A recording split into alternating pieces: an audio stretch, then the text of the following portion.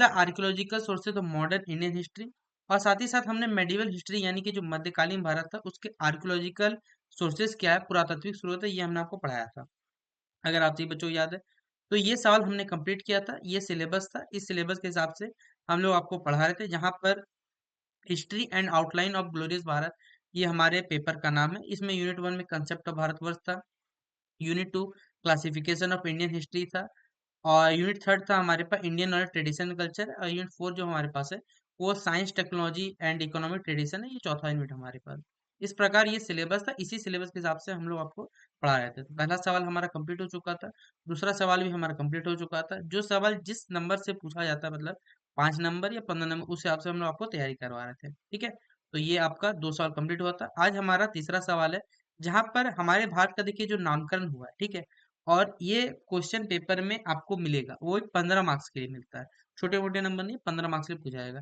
तो अगर आपको लगता है ये वीडियो आपके लिए हेल्पफुल है, तो आप अपने दोस्तों को शेयर करें, चैनल पे न्यू है सब्सक्राइब कर सकते हैं, बेल आइकन पे क्लिक करें, ताकि इसी प्रकार जब भी न्यू वीडियो आएगा आपको अपडेट मिल जाएगा। डिस्क्रिप्शन बॉक्स में टेलीग्राम, फेसबुक, ट्विटर, इंस्टा सभी चीज़ लिंक अवेलेबल है, आप जहाँ फॉलो करना चाहें कर सकते हैं, ठीक है। देखिए क्या है, यहाँ पर हमारे भारत के नामकरण की कहानी है, तो ध्यान सुनिएगा सबसे पहले। तो हमें यहाँ पर इसे इतिहास से जोड़ के बताना है, किससे कैसे हमारे भारत का जो नामकरण हुआ वो बताना है।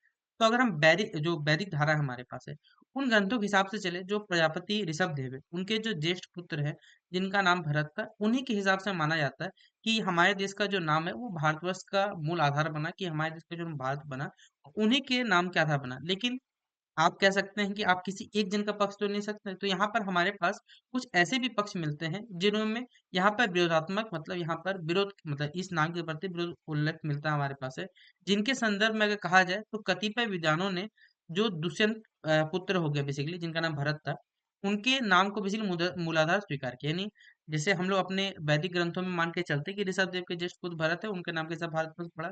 लेकिन आप जैसे आप भी बचपन में अपने कहानी पढ़े होंगे, तो वहां पर दुष्यंत की कहानी पढ़े होंगे, तो वहां पर भरत के पुत्र का नाम के आधार पर माना जाता है कि हमारे देश का नाम जो भारत रखा गया। लेकिन परंतु प्राचीनी जो हमारे साहित्य है इस तथ्य की पुष्टि नहीं करता है। उनके अनुसार जो हमारा तथ्य दिया जाता है वो ऋषभ देव को ही माना जाता है, कि ऋषभ देव के जो ज्येष्ठ पुत्र थे भरत, उन्हीं के नाम पे हमारा देश का जो नाम है वो भारत पड़ा। अब हमारा देश भारत एक अकेला ऐसा देश है जिस पर जब जिसने राज किया उसने क्या किया, अपने हिसाब से इसमें चेंजेस किया। आपने क्लास 7th या क्लास 6 हिस्ट्री पढ़ा होगा, तो वहां पर भी ये चीज आपने पढ़ा है कि जैसे जिस हिसाब से जिस रूलर ने अपने हिसाब से क्या किया, जिस जगह था उस हिसाब से नाम कर रखा। तो जैसे पहले हिंदुस्तान कहलाया, फिर इंडिया कहलाया, किंतु हमारे देश का वास्तविक नाम जो है वो भारत है। वो सदियों से अनवरत चला आ रहा, मतलब हमारे देश का नाम भारत है, वो हमेशा चलता है, चलता है, चलता रहेगा। यह नाम सिर्फ, ये सिर्फ एक नाम नहीं है, ये हमारे देश की आन बान शान सदैव हमेशा बनी रहेगी, और ये सर्वविदित है, ये बात आपको मालूम होगी। किंतु अगर हम बात करें कि क्या आप जानते हैं कि हमारे देश का जो नामकरण भारत है वो वास्तव में कौन से भरत के नाम पे हुआ, प्रमाण क्या कहते हैं, कैसे इस तथ्य की हम पुष्टि करता है, ये जानते हैं। तो हमारे देश में चर्चित भरत हुए यहाँ पर बहुत सारे, जिनमें आदि ब्रह्मा आदिनाथ एवं यशस्वी पुत्र चक्रवर्ती सम्राट भरत हो गए, अभिज्ञानम शकुंतलम वर्णित जो दुष्यंत हो गए, शकुंतला पुत्र भरत हो गए, रामचरितमानस के दशरथ पुत्र हो गए, कैकेयी पुत्र एवं नाट्य शास्त्र प्रणेता भरत भी है।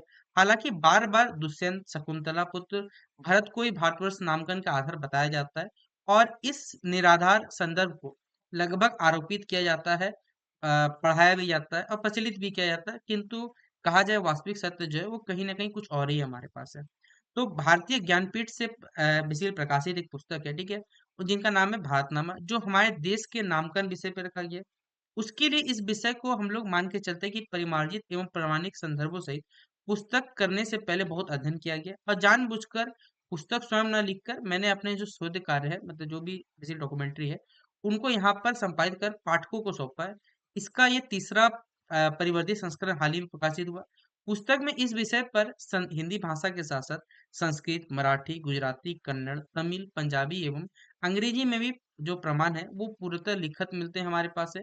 वेद, पुराण, उपनिषद तथा अन्य ग्रंथों में उद्धृत जो संदर्भ है उदाहरण के माध्यम से यह सिद्ध होता है कि इस देश का जो नामकरण है वो भारत वास्तव में जो अयोध्या अधिपति आदिनाथ ऋषभ देव के जो ज्येष्ठ पुत्र थे चक्रवर्ती सम्राट भरत, उन्हीं के नाम पे ये प्राप्त हुआ है, ठीक है। ये किताब के आधार पर बताया जा रहा है। विश्व धर्म संसद के जो अध्यक्ष है डॉक्टर आचार्य प्रभाकर मिश्रा, वासुदेव शरण अग्रवाल, सूर्यकांत बाली, डॉक्टर श्री भगवान सिंह, भारतीय पुरातत्व सर्वेक्षण के भूतपूर्व महानिदेशक MC जोशी और जो पद्म भूषण से सम्मानित बलदेव उपाध्याय, डॉक्टर मुनीलाल रंगा, कैलाश वाजपेयी, प्रोफेसर कुलदीप कुमार, डॉक्टर श्याम नारायण पांडे और कितने यहाँ महान विचारक, लेखक, चिंतक, इतिहासकारों के लेख जो है वो भारतनामा में संकल्पित है। वानगी के लिए कुछ संदर्भ यहाँ पर मतलब कुछ बताया जा रहा है, किस आधार पर बताया गया है, ठीक है। तो भारतम कुलम एक पेज संख्या यहाँ पर बताया जा रहा है। कुछ लोग मानते हैं कि इसी जो शकुंतला पुत्र भरत है, उसी से इस भूखंड का नाम क्या हुआ हमें मिला है, भारत प्राप्त हुआ है। इसी कारण यह जो कौरव वंश बेसिकली भारत वंश के नाम से प्रसिद्ध हुआ और इस वंश के बाद में जो राजा हुए भारत, ठीक है, तो भारतवंशी कहलाए, पर यह निश्चय है, ये परवर्ती मत है, ठीक है। दुष्यंत पुत्र भरत 6 मनवंतर और कह सकते हैं 426 दिव्य युगों के बाद हुए थे। इधर इससे बहुत पूर्व ही पहले इस देश का नाम क्या हो चुका था, भारत हो चुका था। महान कवि कालिदास ने अपने प्रसिद्ध जो पुस्तक है बेसिकली अभिज्ञानम शकुंतलम में ही शकुंतला पुत्र भरत के नाम पर भारतवर्ष देश का नामकरण नहीं हुआ है, ये चीज उल्लेख उन्होंने किया हुआ है। निश्चय ही ऋषभ देव जो है बेसिकली उनके जो पुत्र है भरत के नाम पर ही हमारे देश भारतवर्ष का नाम रखा गया हुआ है। भारतनामा पृष्ठ संख्या 127 में बताया जा रहा है कि ऋषभ देव पुत्र भारत का वर्णन ऐसे तो जैन परंपरा तथा ब्राह्मण दोनों परंपराओं में इसका उल्लेख मिलता है, किंतु दोनों परंपराओं में उनके जीवन का जो चित्रण है बेसिकली वो अपनी अपनी दृष्टि के अनुसार क्या अलग अलग रीति से किया गया है। इसी कारण जो जैन धर्म के ग्रंथ हो गए और ब्राह्मणी धर्म ग्रंथों में वर्णित जीवन चरित्रों में हमें बहुत सारी समानता देखती मिलती है, लेकिन कुछ यहाँ पर तथ्य के आधार पर जो तथ्यात्मक अंतर है वो भी यहाँ पर हमें बहुत सारी चीज देखने मिलती है, ठीक है। अब आगे बात करते हैं, अगर वैदिक धारा में के ग्रंथों में प्रजापति जो ऋषभ देव के ज्येष्ठ पुत्र भरत को ही यद्यपि इस देश के नाम का मूल आधार माना जाता है, लेकिन कुछ ऐसे कह सकते हैं बहुत सारे ऐसे विद्वान लोग भी हैं, ठीक है, जो इस बारे में विरोधात्मक उल्लेख लिखते हैं, ठीक है। यहाँ पर बताया जा रहा है हमें सर कि एक किताब पुस्तक बताया जा रहा है वेदांत केसरी में श्री ए चिंतामणि ने अपने जो लेख है ऋषभ देव और आदि शैव धर्म में लिखा है कि प्राचीनता में उत्तरीय तो इच्छा कौन सी ऋषभ जो भगवान ऋषभ देव है, उनके यहाँ पर मिलते हैं, जो जैनों के क्या थे बेसिकली प्रथम तीर्थंकर थे और जिन्होंने आर्यों को अहिंसा धर्म का बेसिकली पाठ पढ़ाया था। ऋषभ देव होगा यहाँ पर, माफ करिएगा, ऋग्वेद सॉरी माफ करिए, ऋग्वेद में हमारे पास क्या है, इन्हीं ऋषभ देव की प्रशंसा भी की गई है और जो श्री हमारे भगवत गीता है यहाँ पर पुराण में इनको विष्णु का अवतार भी घोषित किया गया है। ऋषभ का जो चरित्र है वो हिंदू पुराणों में भी वैसा ही है जैसा कि जैन शास्त्रों में उल्लेख किया गया है। दोनों ही उनके पुत्र भरत बताते हैं जिनके नाम से यह देश हमारा जो भारतवर्ष है वो नाम कहलाया है। अनेकानेक ऐतिहासिक हमारे पास पुरातात्विक धार्मिक साहित्यिक सांस्कृतिक प्रमाण यही उल्लेख करते हैं और मुझे आशा है कि हमारे देश के वास्तविक नाम जो भारत है बेसिकली भारत है, इसके नामकरण के वास्तविक एवं पौराणिक आधार को संज्ञान में अवश्य लिया जाएगा और सत्य रूप से इसे बेसिकली प्रतिष्ठित भी किया जाएगा कि किनके नाम पे वास्तविकता पे हमारे देश का जो नाम रखा गया वो बताया जाएगा यहाँ पर। तो इस प्रकार से अगर ये सवाल आता है तो आपको 15 मार्क्स के लिए लिखना पड़ेगा, मिनिमम 3 पेजेस में आपको इसका आंसर बताना पड़ेगा। तो ये था हमारा पहला सवाल आज के इस वीडियो का। अब यही सवाल अगर आप में से जो भी बच्चे अगर इंग्लिश में लिखना चाहते हैं तो आप इसे इंग्लिश में भी लिख सकते हैं। पहला ही जो क्वेश्चन नंबर 3 है हमारे आज के वीडियो का, discuss the story of India's naming, Bharat के नामकरण के बारे में जो कहानी है वो कहानी अभी हमने आपको हिंदी में पढ़ाई, वही कहानी आपको इंग्लिश में भी लिखी हुई है। तो आप क्या करें, इस वीडियो को पॉज करें, ठीक है, और इसी चीज को आप इसे क्या कर सकते हैं, कॉपी में नोट डाउन करना चाहते हैं तो इसे कॉपी में भी नोट डाउन कर सकते हैं। जो बातें हमने आपको हिंदी में समझाई वही बातें देखिए यहाँ आपको इंग्लिश में भी लिखी हुई है। कोई भी यहाँ फर्क आपको नहीं मिलेगा, इसलिए चिंता ना करें। आप बस वीडियो को पॉज करें, उस चीज को लिख सकते हैं, ठीक है। तो ये हमारा तीसरा क्वेश्चन जो है वो कंप्लीट होता है। अब चौथा क्वेश्चन हमारे पास पढ़ने के लिए पहले सबसे पहले समझिए कि आप पेपर में आपको अगर 5 नंबर का अगर आता है और 15 नंबर का आता है तो हम क्या कितना लिखना चाहिए। अगर 5 नंबर का आता है तो याद रखिएगा हमेशा 1 पेज से 1.5 पेज लिखिएगा, और 15 नंबर का अगर सवाल आता है आपको, ठीक है, तो मिनिमम आपको 3 पेजेस का आंसर लिखना पड़ेगा। तो जैसा भी रहेगा सवाल को पढ़िएगा, पहले सवाल में लिखा हो रहा है कितना नंबर रहेगा, उस हिसाब से क्या करिएगा, जो भी शब्द रहेंगे आपके वो उनको अपने हिसाब से बना के लिखने की कोशिश करिएगा, ठीक है। तो ये हमने यहाँ पर आपको ये सवाल जो है वो इंग्लिश में भी आपको आंसर यहाँ दिखा दिया। आप में जो बच्चे इसे नोट डाउन करना चाहते हैं वो इसे नोट डाउन कर लीजिए। चलिए अब हम लोग अपना अगला जो क्वेश्चन बेसिकली क्वेश्चन नंबर जो 4 होगा और वास्तविकता में रियल में इस वीडियो का दूसरा क्वेश्चन हमारे पास, उसको चलिए हम लोग बताते हैं आपको, ठीक है। तो चौथा क्वेश्चन हमारे पास है कि प्राचीन काल में जो उद्योग थे उनकी विवेचना आपको करनी है, यानी जो बेसिकली बिजनेस थे या जो ट्रेड्स थे बेसिकली उनके बारे में आपको बताना है, ठीक है। तो क्या सर समझते हैं, तो प्राचीन काल में जो व्यक्ति है वो खानाबदोश अवस्था यानी जिसे हम लोग ट्राइबल स्टेट कहते हैं उस अवस्था में रहता था और उसका जो जीवन था काफी असुरक्षित था, क्योंकि कहीं भी रहना था, उससे कहीं भी सरवाइव करना था। तो सुरक्षा की भावना के कारण व्यक्ति क्या रहने लगे, बेसिकली ग्रुप्स में या झुंड में रहने लगे, और लोगों के बीच में एक सामूहिकता का विकास पैदा हुआ यहाँ पर। और कालांतर में यही जो ग्रुप थे या झुंड जो थे, वो गांव में धीरे धीरे परिवर्तित हुए। गांव का प्रमुख एक जो गांव का प्रमुख जो व्यवसाय था वो कृषि था। परंतु जनसंख्या एवं आवश्यकताओं के विकास के कारण धीरे धीरे लोहे के ज्ञान से उत्पादन से अतिरिक्त के कारण नए नए कह सकते हैं उद्योग धंधों का विकास हुआ। और साथ ही साथ यहाँ पर जो नगरीकरण है उसकी प्रक्रिया धीरे आरंभ हुई। धीरे धीरे व्यवसायों की जटिलता ने क्या किया, जो व्यक्तिगत उद्योग थे उनकी उपेक्षा एक सामूहिक उद्योग धंधों को विकास शुरू किया कि सभी लोग यहाँ पर काम कर सकते हैं। व्यापारियों ने क्या किया, अपनी सुरक्षा एवं व्यापारों के लिए बेसिकली एक संघ या श्रेणी ग्रिल्ड टाइप का निर्माण किया। इन संघों का बेसिकली कार्य यही था कि व्यापार की उन्नति करना है तथा जो व्यापार संघर्ष है उनको निपटाना था। प्राचीन काल में इसी संगठित समूह को पुत्रगण, संघ, व्रात, निगम या श्रेणी भी कहा जाता था। विभिन्न श्रेणियां विभिन्न विभिन्न व्यापारिक समूह को प्रतिनिधित्व करती थी। भारत में कहा जाए तो भारत के आर्थिक विकास को प्रोत्साहन करने में इन्हीं श्रेणी या वर्गों का महत्वपूर्ण स्थान रहा है हमारे पास है। ठीक है, अब हम अपने इतिहास पे चलते हैं थोड़ा सा। अगर हम चलते हैं हड़प्पा से वैदिक काल यानी 3000 ईसा पूर्व से लेकर 500 ईसा पूर्व तक, कृषि पशुपालन के अतिरिक्त हड़प्पावासी शिल्प तथा उद्योग धंधों में क्या कर रुचि लेते थे। इस समय विभिन्न प्रकार के उद्योग धंधों का प्रचलन था। खुदाई से प्राप्त जो कताई बुनाई के जो उपकरण जिनमें तकली हो गया, सुई आदि से पता चलता है कि कपड़ा बुनना भी एक कह सकते हैं प्रमुख उद्योग था। वे लोग वस्त्रों की कढ़ाई करना भी जानते थे। रंगे हुए बर्तनों से हमें पता चलता है कि जो सैंधव लोग थे रंगाई के काम करने में परिचित थे। चाक पर मिट्टी के बर्तन बनाना हो गया, खिलौने बनाना हो गया, मुद्राओं का निर्माण करना हो गया, आभूषण और गुड़ियाओं का निर्माण करना हो गया, कौड़ी बनाना आदि अनेक बहुत सारे कार्य करते थे। धातुओं में हमें सोना, चांदी, तांबा, कांसा, शीशा का उन्हें ज्ञान था क्योंकि उस टाइम लोहे की जानकारी नहीं हुई थी। ठीक है, वे माप के 16 के गुणज का इस्तेमाल करते, मतलब 16 का टेबल से इस्तेमाल करते थे। चांदी न केवल आभूषण था बल्कि बर्तन भी बनाए जाते थे पहले। ठीक है, ये नहीं कि आप सिर्फ ऑर्नामेंट्स इस्तेमाल करते थे, तो बर्तन भी बनते थे। हड़प्पावासी जो थे आभूषण के लिए कंगन भी तैयार करते थे। इस काल में उद्योग एवं व्यापार का काफी विकास हुआ। इनका व्यापारिक जो संबंध था उसके लिए वो मेसोपोटामिया सभ्यता जो माना जाता है विश्व का सबसे पुरातन सभ्यता माना जाता है, उसके साथ व्यापारिक संबंध भी था। वैदिक काल में जो कृषि एवं पशुपालन के साथ जो लोगों का व्यवसाय था और व्यापार भी उन्नति पर था। महाभारत में अगर हम देखिए अनेक व्यवसाय का हमें उल्लेख मिलता है जो विभिन्न स्थान पर बेसिकली श्रेणियां बनाकर रहते थे। प्रमुख व्यवसायी में अगर कहा जाए तो स्वर्णकार, लोहकार, बढ़ई, खनक, कुंभकार, चर्मकार, रजक, सौंडिक, तुंदुवाय, वैद्य आदि का यहाँ बहुत सारा उल्लेख मिलता है हमें। अनेक व्यवसायी अपने शिल्प एवं निपुणता हमने जो अपने शिल्पों में निपुणता हासिल कर ली थी।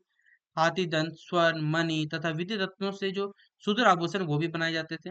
आंतरिक एवं बाह्य व्यापार दोनों ही क्या कर रहे थे, उन्नत अवस्था में थे। व्यापार मुख्यतः कहा जाए तो वैश्य जाति के जो लोग थे वो लोग करते थे यहाँ पर। अगर हम उत्तर वैदिक काल में चलते हैं तो उत्तर वैदिक काल में हमें जनपदों का अस्तित्व दिखाई पड़ता है।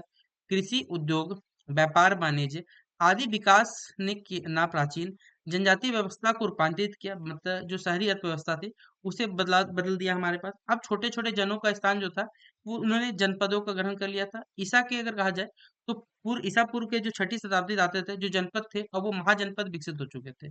16 महाजनपद धीरे धीरे मगध के नेतृत्व में एक केंद्रीकृत में सेंट्रलाइज हो गए।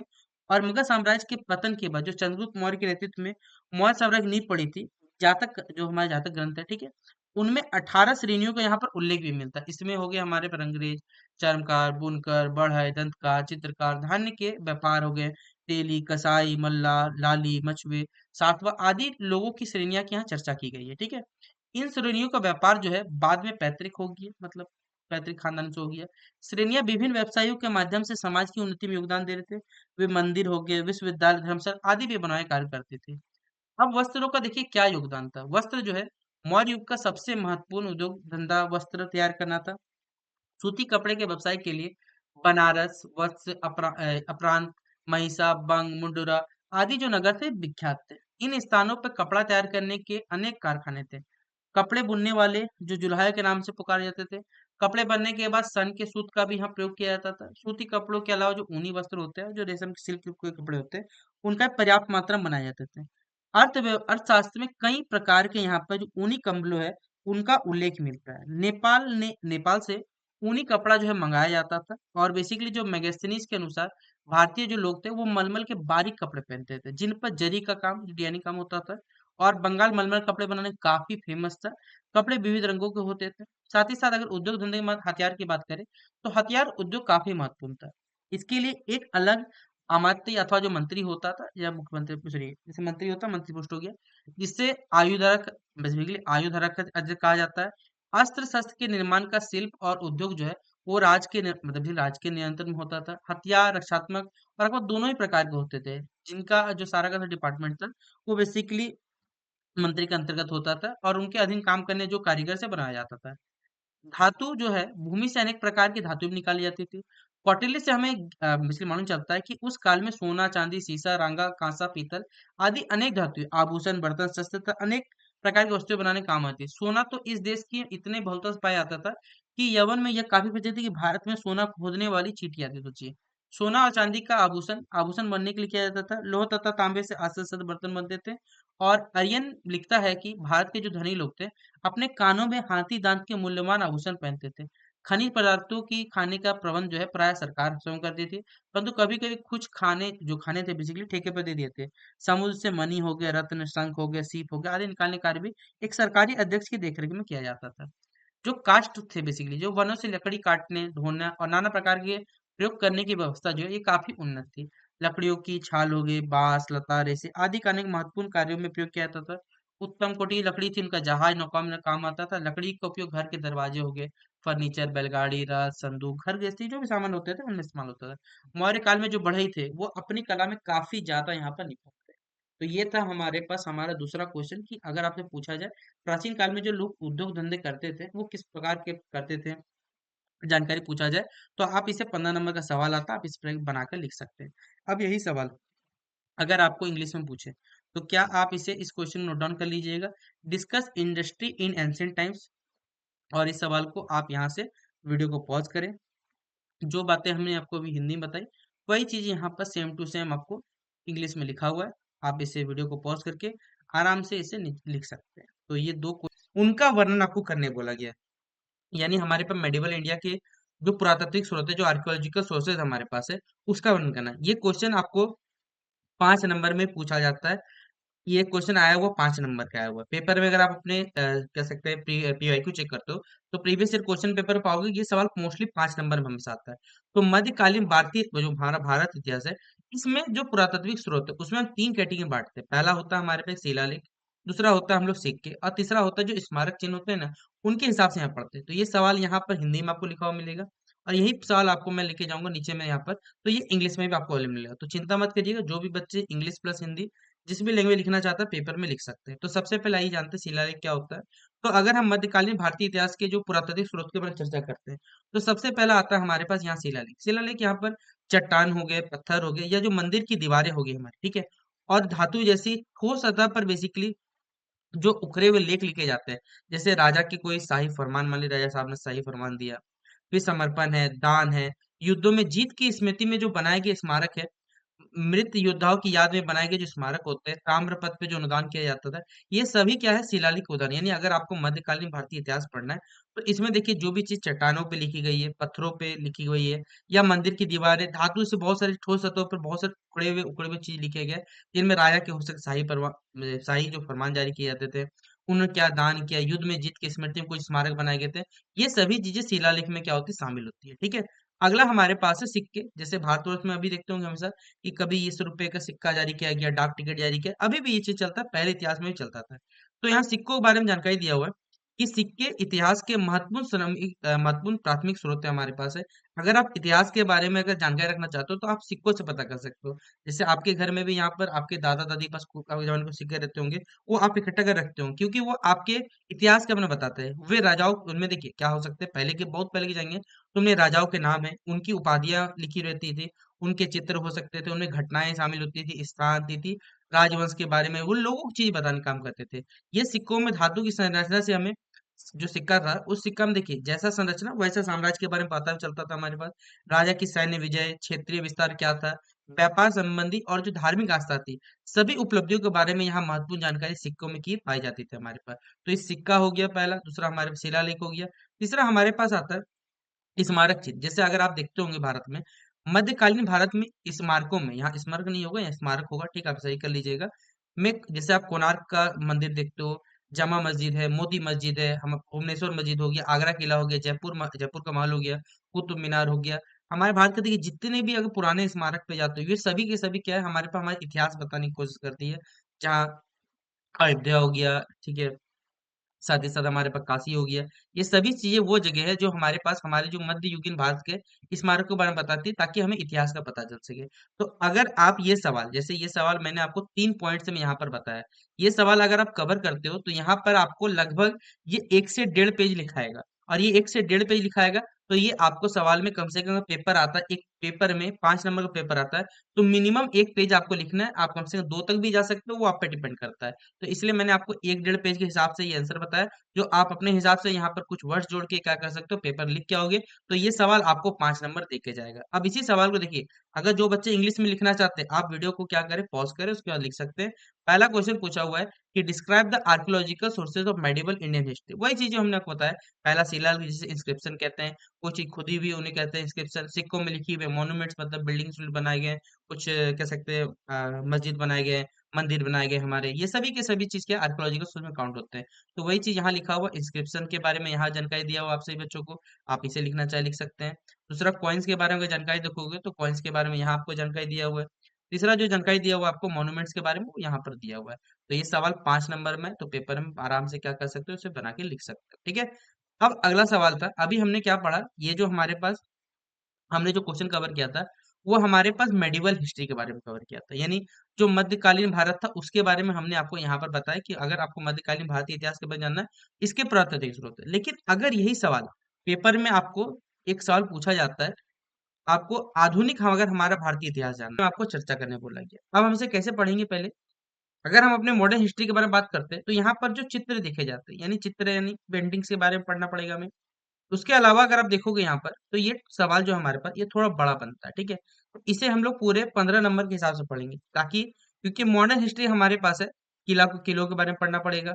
औपनिवेशिक जो इमारतें कॉलोनी पीरियड्स के समय जो बेसिकली बिल्डिंग्स बनाए गए थे, उनके बारे में पढ़ेंगे।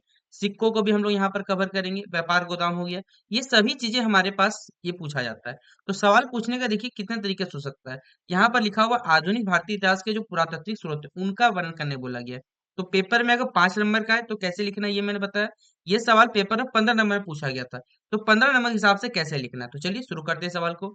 पहले चित्रों के बारे में बात करें, तो औपनिवेशिक जो कला है हमारे पास है, औपनिवेशिक कला की पेंटिंग उस समय के सामाजिक, जो आर्थिक सामाजिक हो गए या आर्थिक हो गए, राजनीतिक और सांस्कृतिक जीवन के बारे में जानकारी देते हैं। जैसे आप सही बच्चे पहले अभी भी पेंटिंग्स देखते होंगे, तो पेंटिंग में देखिए बहुत छोटी चीजों में बहुत सारा क्या लिखा हुआ रहता है, सार लिखा हुआ रहता है, जानकारी दिया हुआ रहता है।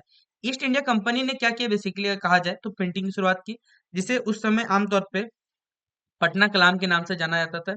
वे लोगों और दृश्यों को वैसे ही चित्रित करते थे जैसे वो उस समय थे, मतलब जैसा दिखते थे वैसे ही बना दिया जाता था। ये कृतियां बेसिकली व्यापार, त्योहार हो गए, नृत्य हो गए और लोगों के कपड़ों को यहाँ दर्शाती थी, ठीक है। यहाँ पर ये जो डिजाइन बनाए जाते थे, व्यापार हो गए, त्योहार हो गए, नृत्य हो गए और लोगों के कपड़ों को दर्शाती थी। 1840 के दशक में भारत में जो फोटोग्राफी है बेसिकली ये एंटर करता है, और जो ईस्ट इंडिया कंपनी की पेंटिंग जो है, वो 19वीं शताब्दी में बहुत ज्यादा लोकप्रिय होती थी। अगर आप सही बच्चे क्लास 9 में, अगर मैं सही हूँ, तो एक कहानी, एक चैप्टर पढ़ा होगा हिंदी बुक में, प्रेमचंद के फटे जूते, ठीक है। जहाँ पे फोटो खिंचवाने के लिए सोचिए उन्हें ये चीज हाइड करना पड़ता है कि उनके जूते फटे हुए थे, ठीक है। तो ये हमारे समाज की मानसिकता को दर्शाता था, ठीक है। तो इसी प्रकार यहाँ बताया हुआ है कि अंग्रेजों और भारतीयों द्वारा जो बनाई गई पेंटिंग है, वो पेंसिल चित्र, नक्काशी से बनाई जाती थी, पोस्टर हो गए, कार्टून हो गए, और ये बाजार प्रिंट लगभग 1857 का जो हमारा महान विद्रोह था, उसमें भी एक विशेष रूप से मूल्यवान रिकॉर्ड है। आपको मालूम है 1857 का विद्रोह, उस समय तो कोई देखिए कैमरा नहीं थे हमारे पास अवेलेबल, लेकिन ये सब के सब चित्रकारी के रूप में हमें पता चलता है कि हाँ कितने अच्छे तरीके से, बेहतरीन तरीके से ये 1857 का विद्रोह जो है वो, बेसिकली ये विद्रोह हुआ था हमारे पास। उन्हीं में से कुछ जो ब्रिटिश नायकों का सम्मान करते थे, जिन्होंने अंग्रेजों को बचाया और विद्रोह को क्या करे, कुचल दिया।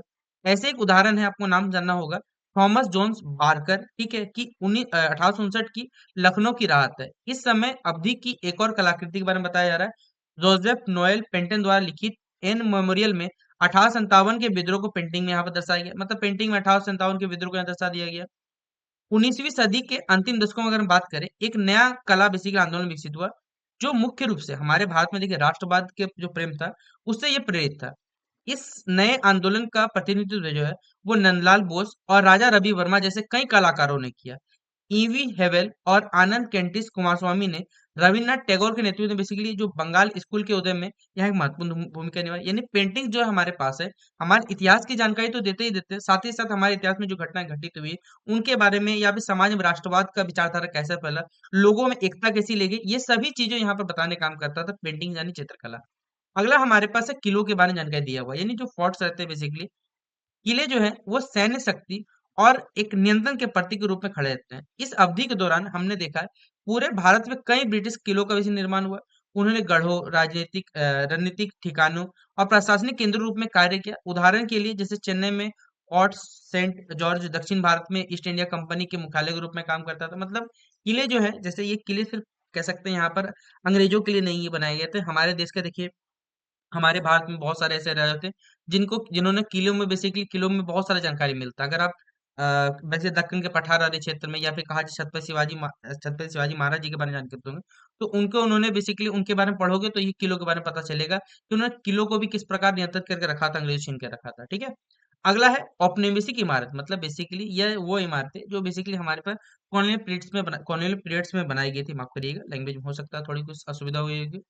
तो अंग्रेजों ने बेसिकली क्या किया यहाँ पर है, अपने से इमारतें उस समय की स्थापत्य शैली दर्शाती थी। इनका निर्माण भारत में बढ़ती जो ब्रिटिश उपस्थिति को है, मतलब जिस प्रकार कॉलोनीज बढ़ रहे थे अंग्रेजों की, उस समय भारत में अंग्रेजों की जो उपस्थिति उसको बताने का काम करता था। कोलकाता में अगर आप देखे होंगे, विक्टोरिया मेमोरियल गए होंगे, इसका एक प्रमुख उदाहरण है। रानी विक्टोरिया याद में बनाई गई ये शानदार संरचना आज भी हम लोग देखते हैं कि बहुत सारे लोग यहाँ पर क्या करते जाते हैं। ठीक है, कि किस प्रकार उन्होंने अपने समय में इस प्रकार का इमारत बनवाया था। साथ ही साथ सिक्कों के बारे में बात करें, सिक्के व्यापार और आर्थिक लेनदेन के ठोस सबूत के रूप में काम करते हैं। सिक्के जो व्यापार भी करते थे, एक पूरा ट्रांजेक्शन रूप में काम करता था पहले। ब्रिटिश भारतीय सिक्के जो है भारतीय उपमहाद्वीप में विदेशी मुद्रा प्रणालियों एकीकरण को दर्शाते हैं। 1858 में बनाया गया एक जो बॉम्बे प्रेसिडेंसी से 1 रुपया का सिक्का इस औपनिवेशिक मुद्रा पर एक उदाहरण है। देखिए 1857 में बनाया गया एक बॉम्बे प्रेसिडेंसी द्वारा 1 रुपए का जो सिक्का, इसका एक उदाहरण सैंपल है हमारे पास है।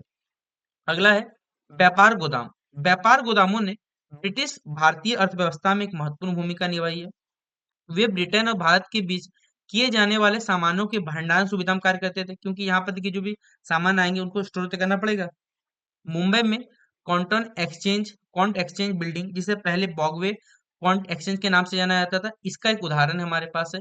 औपनिवेशिक काल के दौरान यह कपास व्यापार की, मतलब जब औपनिवेशिक काल चला था तो बेसिकली कॉटन के स्टोरेज में काम आता था। आधुनिक भारतीय इतिहास में अगर हम बात करें, ये हमारे पास ये भौतिक स्रोत ब्रिटिश भारत के विभिन्न पहलुओं पर जानकारी देते हैं। वे औपनिवेशिक काल के सैन्य, स्थापत्य, आर्थिक और सांस्कृतिक जो भी आयाम हैं, उनको प्रकट करते हैं। इन अवशेषों का अध्ययन संरक्षण से हमें महत्वपूर्ण जानकारी प्राप्त होती है। मतलब बेसिकली आप इन 3-4 या पॉइंट समझ सकते हो कि यहाँ पर जो हमारा जो कह सकते हैं आधुनिक भारत है, उसके बारे में हमें जानकारी मिलता है कि आधुनिक भारत में भी इतिहास जो है, इतिहास की जानकारी पता करें तो आप इन जगहों पे जाके क्या कैसा पता कर सकते हो कि कैसा कालखंड रहा है। जैसे आप कोलकाता की पुरानी गलियों में जाओगे तो पता चलेगा हाँ कोलकाता के लोग पहले कैसे थे, अभी भी वो मोमेंट्स बहुत सारे यहाँ पर शामिल रहते हैं। तो ये था क्वेश्चन नंबर 2 हमारा।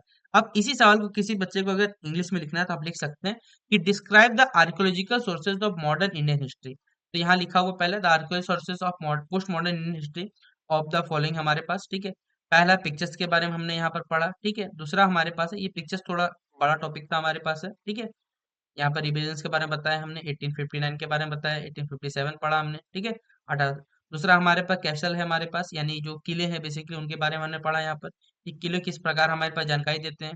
फिर जो कॉलोनियल बिल्डिंग्स हो गई वो हमने पढ़ा। साथ ही साथ सिक्के सिक्के किस प्रकार से हमें जानकारी देते हैं, और जो ट्रेड के लिए जो वेयर हाउस बनते हैं, मतलब जो गोदाम बनते थे, वो किस प्रकार हमें जानकारी यहाँ पे देने का काम करते हैं। ठीक है, तो ये सवाल क्वेश्चन नंबर 2 हमारा कंप्लीट होता है। ठीक है, अगर जो भी बच्चे लिखना चाहते हैं आप वीडियो को क्या करें, पॉज कर ले। ठीक है, और पॉज करके क्या कर सकते हैं, इसलिए मैं स्लाइड स्लाइड धीरे धीरे कर रहा हूँ ताकि आप वीडियो को पॉज करें, सारी चीजों को क्या कर सकते हैं, आराम से लिख सकते हैं। ठीक है, अब ये 2 सवाल पेपर में आप सभी बच्चों को, यहाँ पर एक सवाल 15 मार्क्स के लिए पूछा जाएगा, एक सवाल आपको 5 मार्क्स के लिए पूछा जाएगा। तो 5 मार्क्स का आएगा तो मिनिमम 1 पेजेस आपको लिखना पड़ेगा, और 15 मार्क्स का आता है तो आपको मिनिमम 3 पेजेस का मैंने आपको यहाँ पर बताया, जिसे आप अपने हिसाब से यहाँ पर बढ़ा चढ़ा कर लिख सकते हैं। तो मिनिमम 3 सोर्सेज है, उनका आपको वर्णन एक्सप्लेनेशन करना है। और ये सवाल चिंता मत करें, जो भी बच्चे हिस्ट्री को इंग्लिश में लिखना चाहते हैं आपको इंग्लिश में भी कंटेंट मिलेगा, जो बच्चे हिंदी में लिखना चाहते हैं उनको हिंदी में कंटेंट अवेलेबल है। ठीक है, तो आधुनिक भारतीय इतिहास के पुरातात्विक स्रोत के बारे में कुछ यहाँ पर हमारे पास सबसे पहले जो चीज आते हैं वो है चित्र, यानी कि जो पेंटिंग्स है। सबसे पहले देखिए पेंटिंग्स के बारे में चर्चा किया जा रहा है क्योंकि बेसिकली अंग्रेजों के टाइम पे जो टाइम पीरियड था वो औपनिवेशिक काल के अंतर्गत आता है, मतलब हमारे पास कॉलोनियल पीरियड, क्योंकि अंग्रेजों ने क्या किया, यहाँ पर आके अपनी कॉलोनी बसाई, तो उसे हम औपनिवेशिक काल भी कहते हैं या फिर औपनिवेशिक कह सकते हो जगह कॉलोनियल पीरियड कहा जाता है, ठीक है।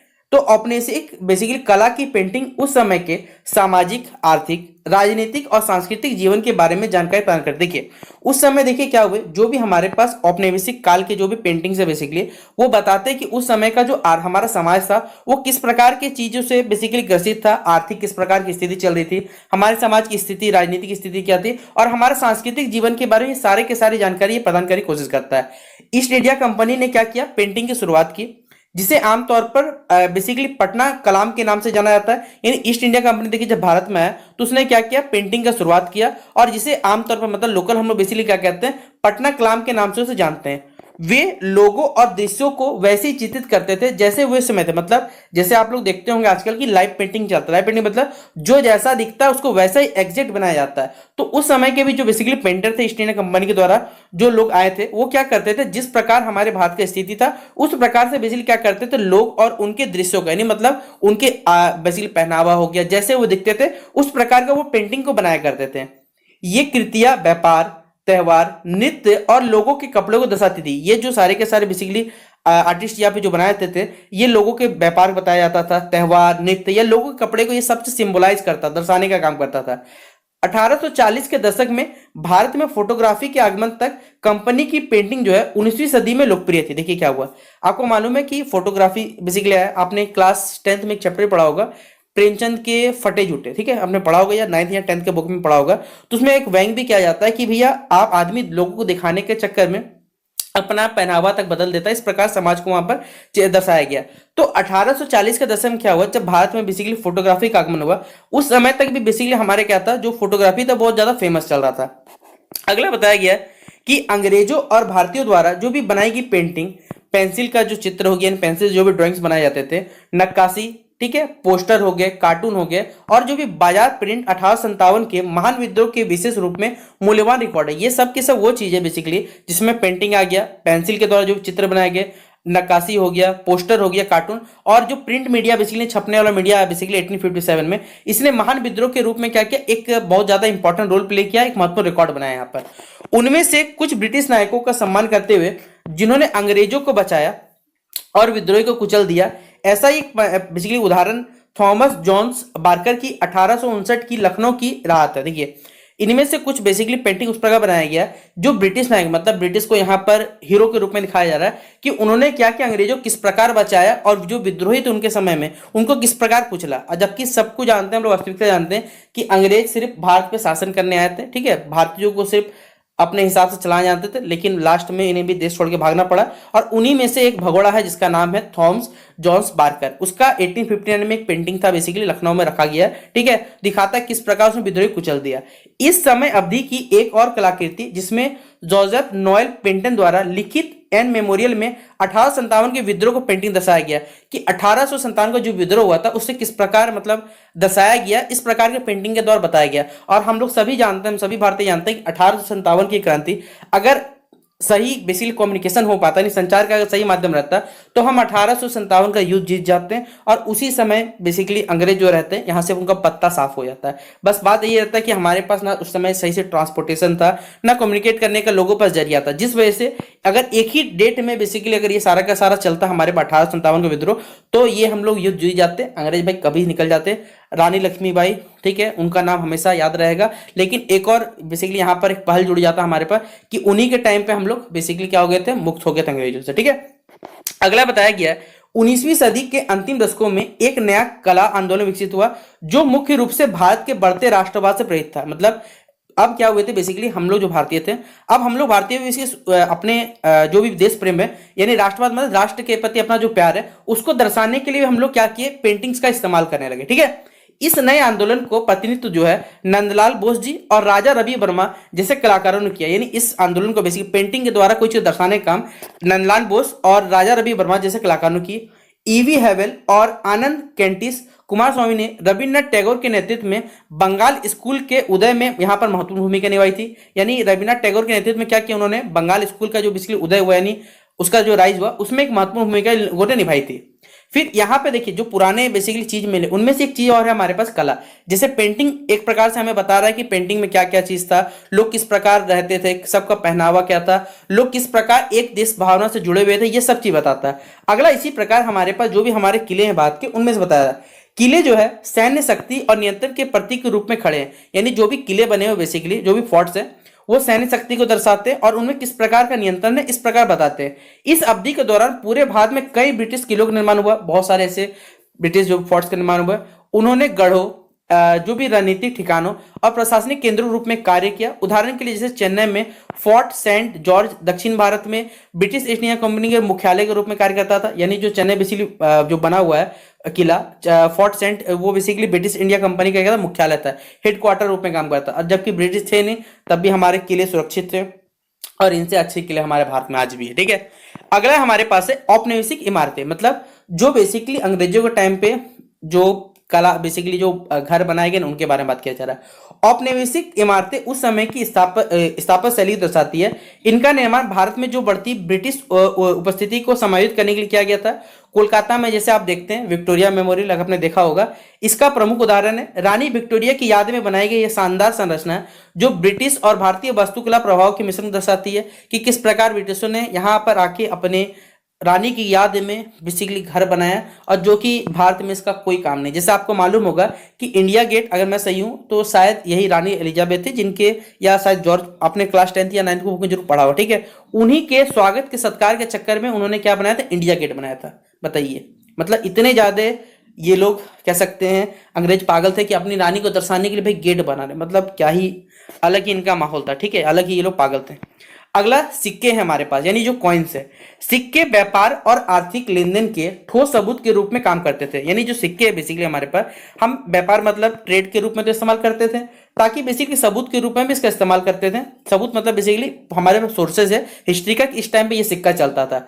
ब्रिटिश भारतीय सिक्के भारतीय उपमहाद्वीप के ब्रिटिश मुद्रा प्रणालियों के एकीकरण को दर्शाते थे। 1858 में बनाया गया बॉगवे प्रेसिडेंसी ₹1 का सिक्का जो है इस औपनिवेशिक मौद्रिक प्रणाली का एक उदाहरण है। मतलब एक टाइम पीरियड में जो 1858 बेसिकली एक बॉगवे प्रेसिडेंसी के अंदर ₹1 का सिक्का बनाया गया था, इसका एक उदाहरण है हमारे पास। अगला हमारे पास है व्यापार गोदाम। व्यापार गोदाम ने ब्रिटिश भारतीय अर्थव्यवस्था में महत्वपूर्ण भूमिका निभाई। जो भी व्यापार के बड़े बड़े गोदाम थे उन्होंने भारतीय अर्थव्यवस्था को बढ़ाने में यहाँ पे एक महत्वपूर्ण भूमिका निभाई थी। वे ब्रिटेन और भारत के बीच में व्यापार किए जाने वाले जो भी सामान आते थे उनका भंडारण मतलब उनको एक जगह संग्रहित करने में काम आता था।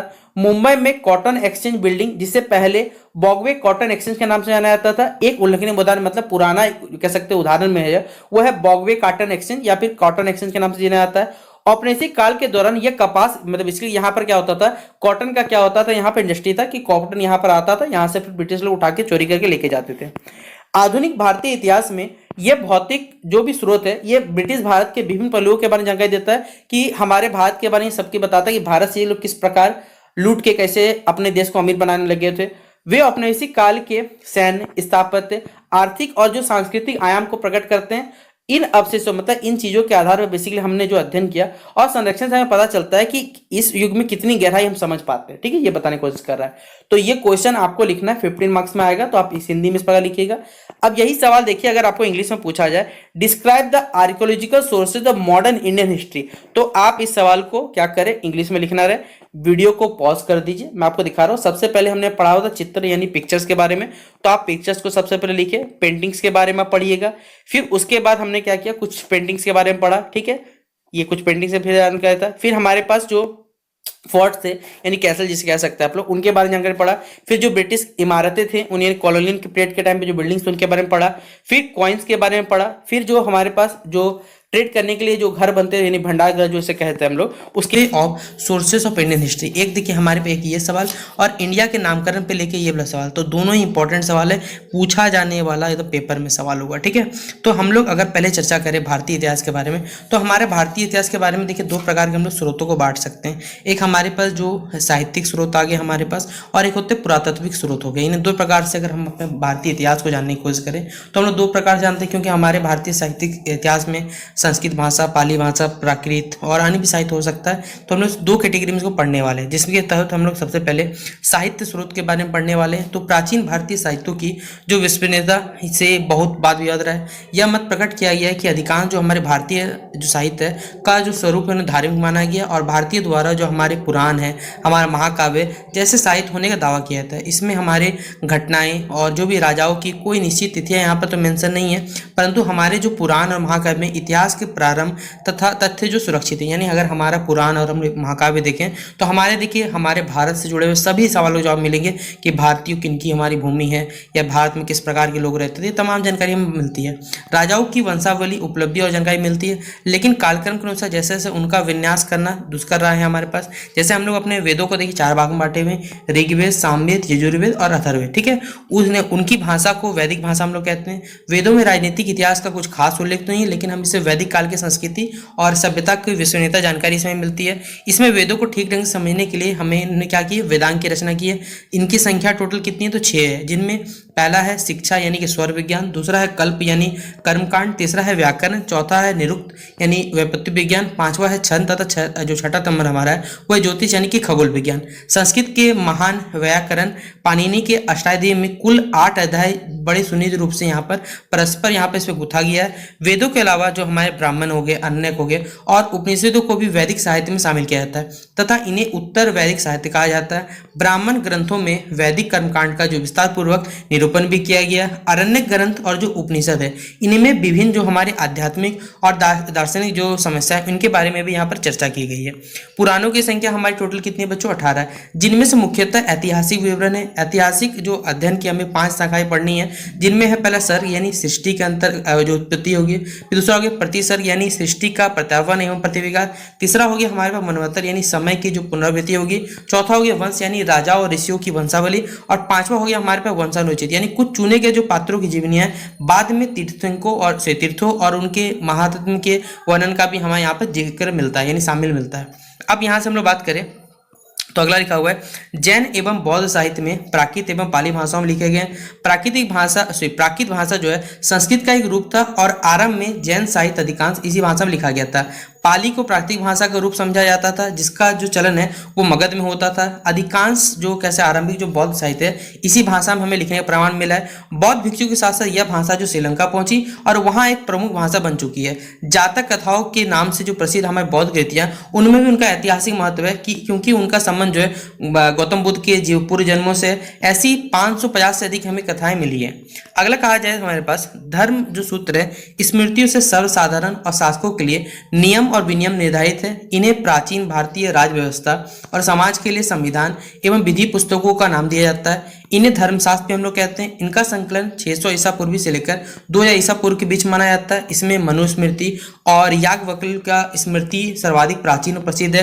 कौटिल्य का अर्थशास्त्र जो हम लोग जानते हैं जो राजतंत्र से संबंधित ग्रंथ है, मौर्य काल में लिखा गया था।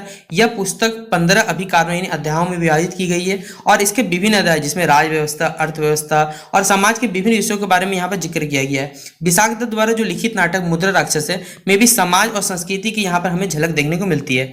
कालिदास जी का जो नाटक है देखिए मालविका किनीरम पुष्यमित्र के जो शासनकाल में कुछ घटनाओं और आधारित है, जिसमें वानभट्ट का जो हर्षचरित ऐतिहासिक तथ्यों पर आधारित है।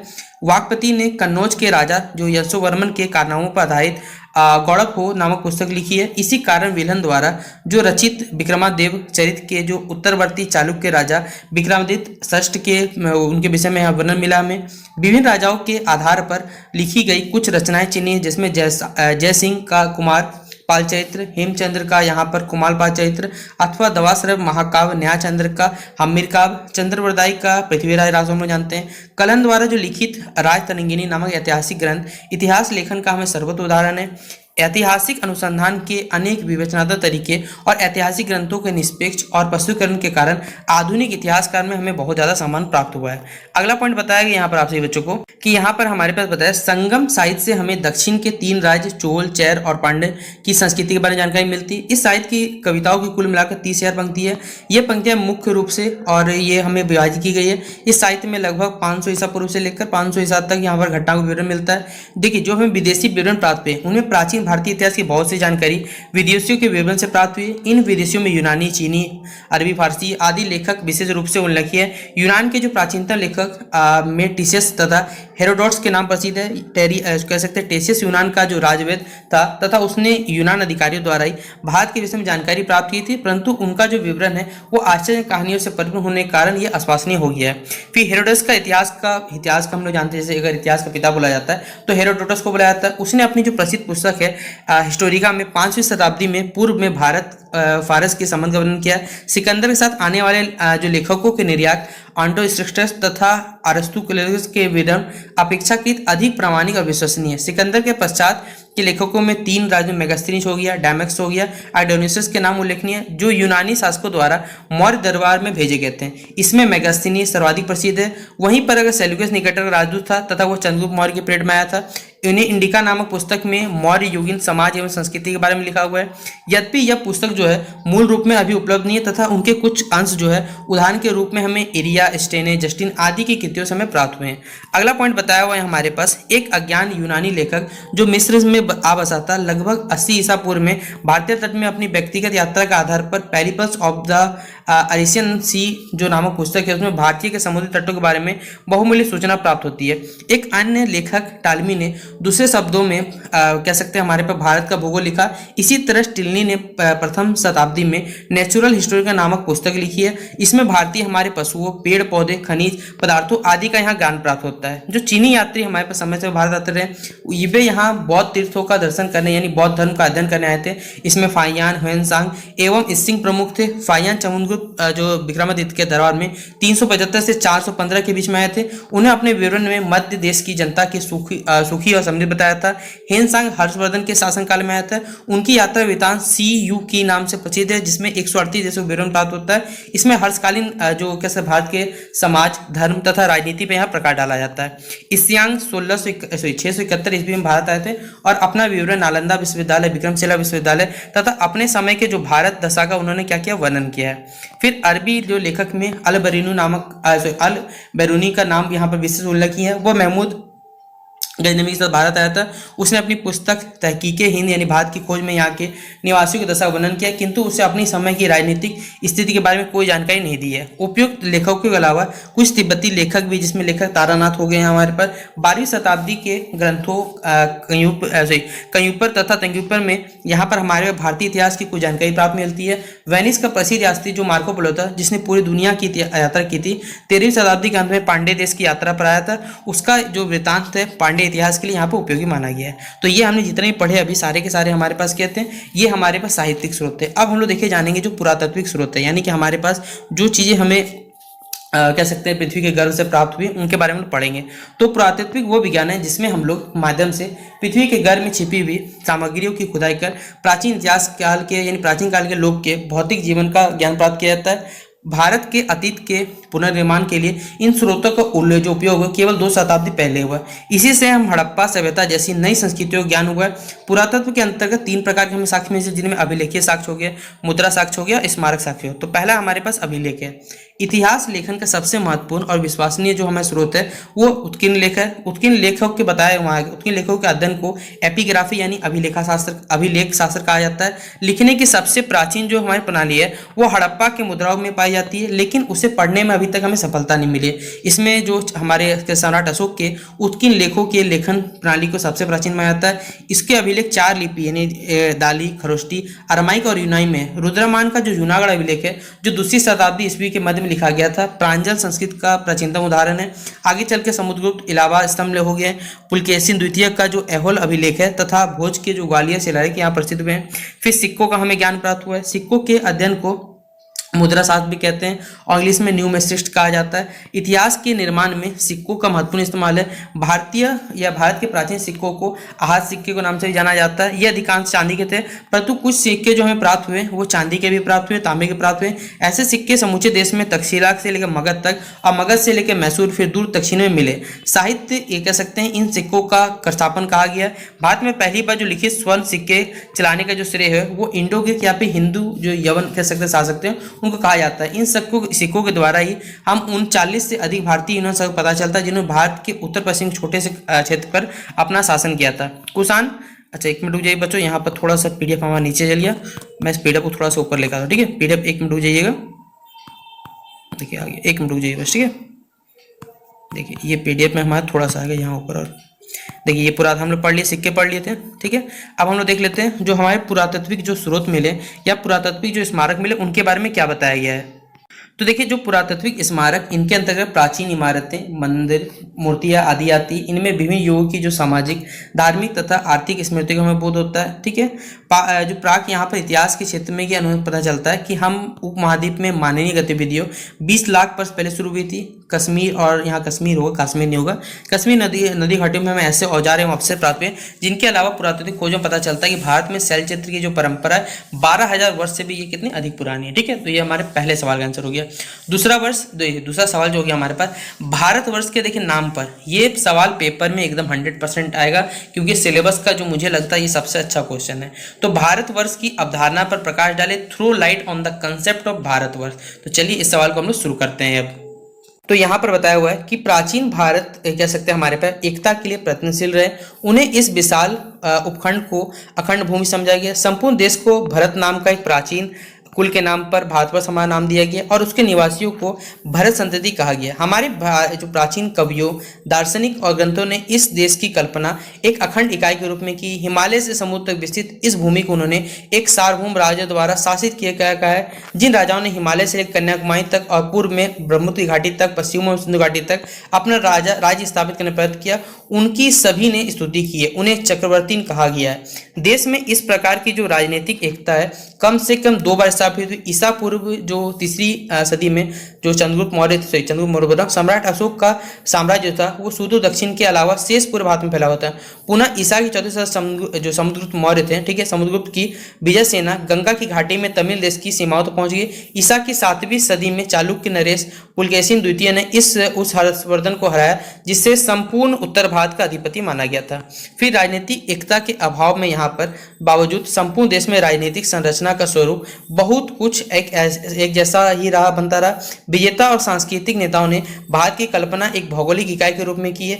विदेशियों ने भारत की एकता को स्वीकार किया। सर्वप्रथम वे सिंधु घाटी वासियों के संपर्क में आए और उन्होंने पूरे देश को इसी नदी का नाम दिया। हिंद शब्द जो हमारे पास है संस्कृत के सिंधु से बना है। कालांतर यूनानी ने देश इंडिया कहलाया और फारसी तथा अरबी में से हिंद कहा गया। भाषा और संस्कृत दृष्टि से देखा जाए तो देश को हमारे पास यहाँ बताया हुआ है, देश को एक सूत्र में बांधने के भी यहाँ पर हमारे प्रयास किए गए। ईसा पूर्व 3वीं जो सदी में देश की जो सामान्य भाषा थी वो प्राकृत थी। देश में कोने कोने में फैले हुए अशोक के शिलालेख की भाषा प्राकृत थी। बाद में यही जो कैसे दर्जा संस्कृत को मिला और देश के जो सुदूर क्षेत्रों में यह भाषा बन गई। यह प्रक्रिया जो है ईसा की कह सकते हैं 4वीं शताब्दी के गुप्त काल से सुस्पष्ट होगी। गुप्त काल के बाद राजनीतिक दृष्टि से देश यद्यपि छोटे मोटे राज्यों से बटा था पर राजकीय जो दस्तावेज थे वो संस्कृत में लिखे गए थे।